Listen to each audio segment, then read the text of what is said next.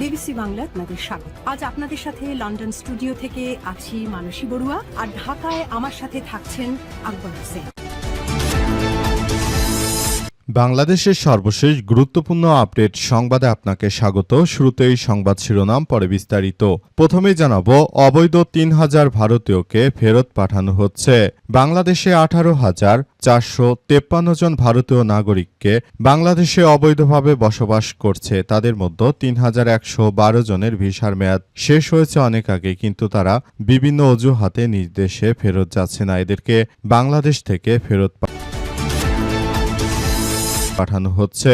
এরপর জানাবো, চুপ্পুর বিরুদ্ধে ইসলামী ব্যাংকের ৫০০ কোটি টাকা আত্মসাতের অভিযোগ। অর্থ আত্মসাতের অভিযোগে সাবেক রাষ্ট্রপতি শাহাবুদ্দিন চুপ্পু এবং এস আলম সহ মোট ৩৮ জনের বিরুদ্ধে দুর্নীতি দমন কমিশন দুদকের আনুষ্ঠানিকভাবে অভিযোগ দায়ের করেছে বাংলাদেশ ইসলামী ব্যাংক পিএলসি। এদিকে থানায় এসে সিআইডির কর্মকর্তাকে থাপ্পড়, গ্রেপ্তার বিএনপির কৃষক দল নেতা।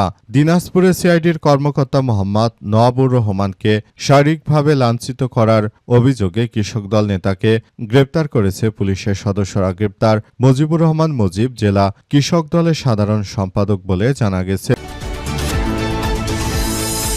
এবারে জানাবো, ৩ বছরের মধ্যে সর্বোচ্চ বাণিজ্য ঘাটতি। দেশে বাণিজ্য ঘাটতি গত ৩ বছরের মধ্যে সর্বোচ্চ পর্যায়ে পৌঁছেছে। ২০২৪-২৫ অর্থবছরের তুলনায় ২০২৫-২৬ অর্থবছরে আমদানি ব্যয় উল্লেখযোগ্যভাবে বাড়লেও রপ্তানি আয় কমে গেছে। ফলে এক বছরে বাণিজ্য ঘাটতি বেড়েছে ৩৪%। এবং সর্বশেষ জানাবো, প্রধানমন্ত্রীর সঙ্গে ভারতীয় হাইকমিশনারের সাক্ষাৎকার। প্রধানমন্ত্রী তারেক রহমানের সঙ্গে বৈঠক করেছেন ঢাকায় নিযুক্ত ভারতের হাইকমিশনার দীনেশ ত্রিবেদী। আজ ১১টার দিকে সচিবালয়ে বৈঠক অনুষ্ঠিত হয়। বৈঠক শেষে প্রধানমন্ত্রীর কার্যালয় থেকে জানানো হয় যে প্রধানমন্ত্রী তারেক রহমানের সঙ্গে সাক্ষাৎ করেন ঢাকায় নিযুক্ত ভারতের হাইকমিশনার দীনেশ ত্রিবেদী। তবে বৈঠকে আলোচনার বিষয়বস্তু সম্পর্কে কিছুই জানানো হয়নি। প্রিয় দর্শক, এতক্ষণ শুনছিলেন সংবাদ শিরোনাম, এবারে বিস্তারিত। তবে তার আগে বন্ধুরা, অনুরোধ থাকবে এই সংবাদটিতে একটি লাইক দিন। এই চ্যানেলে আপনি নতুন হয়ে থাকলে আমাদের সংবাদটি দেখতে দেখতে চ্যানেলটি সাবস্ক্রাইব করে রাখুন। কমেন্ট করে বন্ধুরা আপনার মূল্যবান মতামত জানিয়ে দিন আপনি বিশ্বের কোন দেশ থেকে বা বাংলাদেশের কোন স্থান থেকে আমাদের সংবাদটি দেখছেন এবং শুনছেন। আর বন্ধুরা, সংবাদটি আপনার সোশ্যাল মিডিয়া ফেসবুকে শেয়ার করে বন্ধুদেরও দেখার সুযোগ করে দিন। গাজা যুদ্ধে আপনি যদি নিরীহ ফিলিস্তিনিদের ভালোবেসে থাকেন বন্ধুরা, কমেন্টে ইয়েস লিখে পুরো বিশ্ববাসীকে আমাদের এই তাজা আপডেটটি দেখার সুযোগ করে দিন। এবারে বিস্তারিত।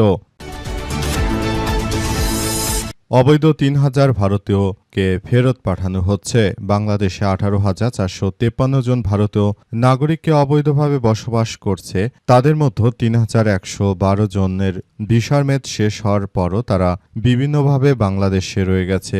তাদেরকে ভারতে ফেরত পাঠানো হচ্ছে। তারা এখন বাংলাদেশেই অবৈধভাবে বসবাস করছে। তাদের একটি বড় অংশই গার্মেন্টস এবং বহুজাতিক কোম্পানিতে কর্মরত। এছাড়াও দেশের বিভিন্ন তাপবিদ্যুৎ কেন্দ্র, টেলিকম ও আইটি সেক্টর, বিভিন্ন সেক্টরে প্রকৌশলী শিক্ষা প্রতিষ্ঠানের শিক্ষক ও বেসরকারি খাতের উদ্যোক্তা হিসেবে তারা কর্মরত রয়েছে। বেসরকারি বিভিন্ন গবেষণা থিঙ্ক ট্যাঙ্ক সংস্থাগুলোর মতে বৈধভাবে বসবাসরতদের বাইরে বিভিন্ন সেক্টরের কয়েক লাখ ভারতীয় নাগরিক বাংলাদেশে অবস্থান করছে। ট্যুরিস্ট বা অন অ্যারাইভাল ভিসা নিয়ে এসে পরবর্তী সময়ে ওভারস্টে বা ভিসার মেয়াদ শেষ হওয়ার পরে থাকা করার কারণে অবৈধ ভারতীয় কর্মীর সংখ্যা আরও বেশি। তাদের কোনো টিন সার্টিফিকেট নেই। তারা মূলত বাংলাদেশে এসে কোনো রকম পাসপোর্ট বা ভিসার তোয়াক্কা না করে তারা এতদিন ধরে বাংলাদেশেই অবস্থান করছে। তাই তাদেরকে যথাযথভাবে তাদের বিরুদ্ধে ব্যবস্থা গ্রহণ করার চেষ্টা করা হচ্ছে। চুপ্পুর বিরুদ্ধে ইসলামী ব্যাংকের ৫০০ কোটি টাকা আত্মসাতের অভিযোগ। অর্থ আত্মসাতের অভিযোগে সাবেক রাষ্ট্রপতি মোহাম্মদ শাহাবুদ্দিন চুপ্পু ও এস আলম সহ মোট ৩৮ জনের বিরুদ্ধে দুর্নীতি দমন কমিশন দুদক আনুষ্ঠানিকভাবে অভিযোগ দায়ের করেছে বাংলাদেশ ইসলামী ব্যাংক পিএলসি। আজ দুপুরে দুদকের কার্যালয়ে অভিযোগপত্র দায়ের করা হয়। অভিযোগে বলা হয়েছে যে সাবেক রাষ্ট্রপতি শাহাবুদ্দিন চুপ্পু তিনি এত বিপুল পরিমাণ শেয়ার তিনি ইসলামী ব্যাংকের নিয়ে সেগুলো তিনি অবৈধভাবে ব্যবহার করেছে। সে কারণে মূলত চুপ্পুর বিরুদ্ধে এই ধরনের অভিযোগ পাওয়া গেছে। ইসলামী ব্যাংকের পক্ষ থেকে বলা হচ্ছে যে চুপ্পু যেভাবে এসালামের সঙ্গে মিলেমিশে ইসলামী ব্যাংকটি ধ্বংস করার চেষ্টা করেছিল, তাই চুপ্পুকে অবশ্যই আইনের আওতায় নিয়ে আসতে হবে। তবে চুপ্পুকে গ্রেপ্তারের বিষয়ে বিএনপির পক্ষ থেকে অতটা অগ্রগতি দেখা যাচ্ছে না। চুপ্পু আসলে এই মুহূর্তে এমন কিছু করতে চাইছে যেটা বিএনপির সঙ্গে আঁতাত করেই তিনি মূলত তার পিঠ বাঁচানোর চেষ্টা করছেন। মূলত অনেকেই বলাবলি করছে যে এই নির্বাচনে বিএনপি এবং চুপ্পু গোপন আঁতাত করে তারপর বিএনপি সহজেই ক্ষমতায় আসতে পেরেছে। এ কারণে বিএনপি মূলত চুপ্পুকে কিছুই বলবে না। তবে প্রকৃত সত্য কি সেটি এখন পর্যন্ত উদ্ঘাটন হয়নি। থানায় এসে সিআইডির কর্মকর্তাকে থাপ্পড়, গ্রেপ্তার বিএনপির কৃষক দল নেতা। দিনাজপুরের সিআইডির কর্মকর্তা মোহাম্মদ নওয়াবুর রহমানকে শারীরিকভাবে লাঞ্ছিত করার অভিযোগে কৃষক দল নেতাকে গ্রেপ্তার করেছে পুলিশ। গ্রেপ্তার মুজিবুর রহমান মুজিব, জেলা কৃষক দলের সাধারণ সম্পাদক। আজ 11টার দিকে তাকে গ্রেপ্তার করা হয়। মুজিবুর রহমান মুজিব দিনাজপুর পৌর শহরের বালুয়াডাঙ্গা এলাকার শেখ ইসমাইলের ছেলে। এই ঘটনায় রাতে কোতোয়ালি মডেল থানায় মামলা করেছে মোহাম্মদ নওয়াবুর রহমান। মামলায় অজ্ঞাতনামা 2 জনকে আসামি করা হয়েছে। মামলায় উল্লেখ করা হয়েছে, একটি মামলা নথিপত্র সংগ্রহ করতে রোববার রাতে তিনি কোতোয়ালি থানায় যান। নথিপত্র সংগ্রহ করার সময় পুলিশের কর্মকর্তাদের সঙ্গে তিনি বাকবিতণ্ডায় জড়ান। শেষ পর্যন্ত তাকে থাপ্পড় দিয়ে তার পুলিশের সদস্যদের প্রকাশ্যে থাপ্পড় দিয়েছে এবং থানায় গিয়ে তিনি শাসিয়েছেন। তিনি তার বিএনপির গরম দেখিয়েছেন, নেতাকর্মীদের গরম দেখিয়েছেন এবং তিনি বলেছেন যে কাউকে ছাড় দেয়া হবে না। এই ঘটনায় উক্ত সিআইডির বড় কর্মকর্তা এরপর যখন অফিসে ফিরে তিনি মূল ঘটনাটি জানার পর উক্ত বিএনপি নেতাকে গ্রেপ্তারের জন্য অভিযানে নামেন। শেষ পর্যন্ত উক্ত বিএনপির এই চাঁদাবাজকে তার বাড়ি থেকে আটক করা হয়েছে। এই ঘটনায় সবাই বলাবলি করছে যে বিএনপির সন্ত্রাসীরা তারা ক্ষমতা আসার মাত্র এত অল্প কয়েকদিনে সাধারণ মানুষের উপর, এমনকি পুলিশ সদস্যদের উপরও যে জুলুম নির্যাতন শুরু করেছে, এর শেষ কোথায়? তারা কি আবারও 2001 থেকে 6 সালের মতো বাংলাদেশকে দুর্নীতিতে চ্যাম্পিয়ন করবে নাকি তারা রাষ্ট্র কাঠামোকে একটি ভালো অবস্থানে নিয়ে যাওয়ার জন্য চেষ্টা করবে? তাদের দেখে তো মনে হয় না, কারণ সারা দেশে যেভাবে লোডশেডিং দিচ্ছে এটা সবাইকে খুব বেশি ভাবিয়ে তুলছে। বর্তমান সময়ে এই সরকার বিদ্যুৎই দিতে পারছে না।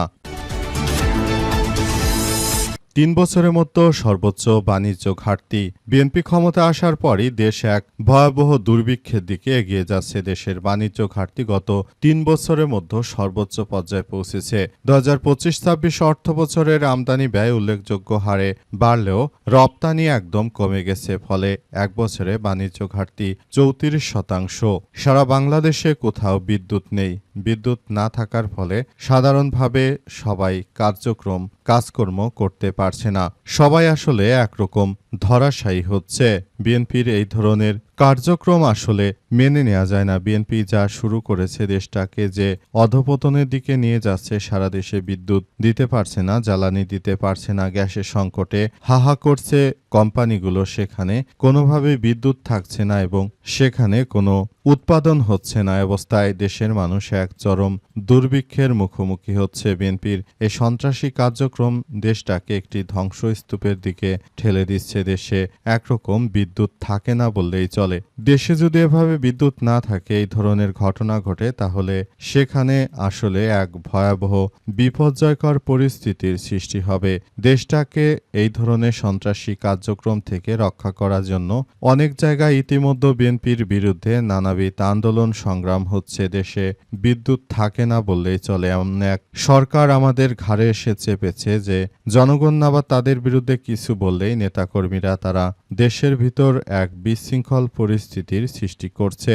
অবস্থায় যদি চলতে থাকে তাহলে ভবিষ্যতে দেশের অবস্থা আরও ভয়াবহ বিপজ্জনক পর্যায়ে এসে পৌঁছাবে।